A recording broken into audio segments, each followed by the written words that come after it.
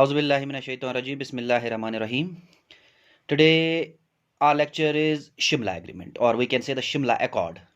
तो जान लेते हैं आज की ये शिमला एग्रीमेंट क्या था, शिमला अकॉर्ड क्या था। सबसे पहले याद रखिएगा Shimla is a name of place जो हिमाचल प्रदेश के अंदर है। सो वहाँ पे एक एग्रीमेंट हो चुका था इंडिया और पाकिस्तान के बीच में। उस एग्रीमेंट को हम नॉर्मली कहते हैं शिमला एग्रीमेंट और शिमला अकॉर्ड। डिटेल में जान लेते हैं कि ये एग्रीमेंट कब हुआ था। This agreement was signed on 2 जुलाई 1972। अब थोड़ा बैकग्राउंड जान लेते हैं। बैकग्राउंड ये है कि 1971 के अंदर इंडिया और पाकिस्तान के बीच में वॉर हो चुकी थी और इसी 1971 के अंदर बांग्लादेश को आज़ादी मिल जाती है। The Bangladesh got independence in 1971।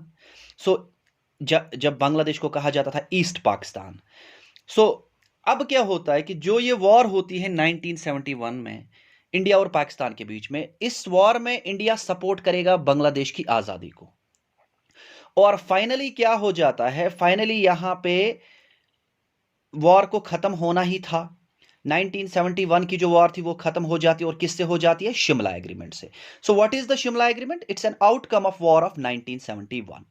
So war किस वजह से खत्म हो जाती है? एक एग्रीमेंट से, शिमला एग्रीमेंट से। क्या होता है कि पाकिस्तान के उस समय पे जो प्रेसिडेंट होते हैं जुल्फकार अली भुट्टो और इंडिया की प्राइम मिनिस्टर इंदिरा गांधी, इनके बीच में एक एग्रीमेंट होगा शिमला के अंदर। फिर से बता रहा हूं, पाकिस्तान के प्रेसिडेंट जुल्फकार अली भुट्टो और इंडिया के प्राइम मिनिस्टर इंदिरा गांधी के बीच में एक एग्रीमेंट होगा शिमला के अंदर। वो होगा 2 जुलाई 1972 को।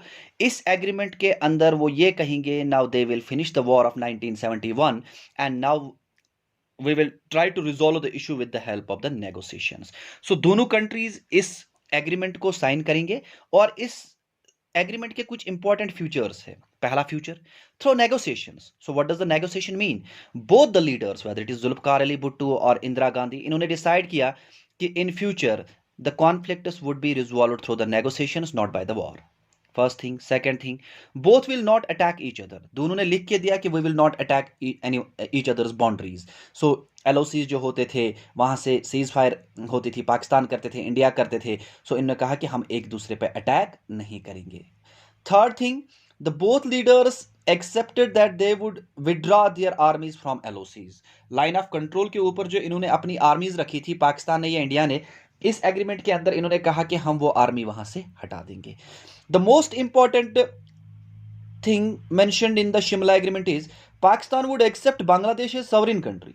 यानी पाकिस्तान को एक्सेप्ट करना होगा अब बांग्लादेश की इंडिपेंडेंस को, क्योंकि बांग्लादेश की इंडिपेंडेंट हो जाता है 1970 में, 1971 में।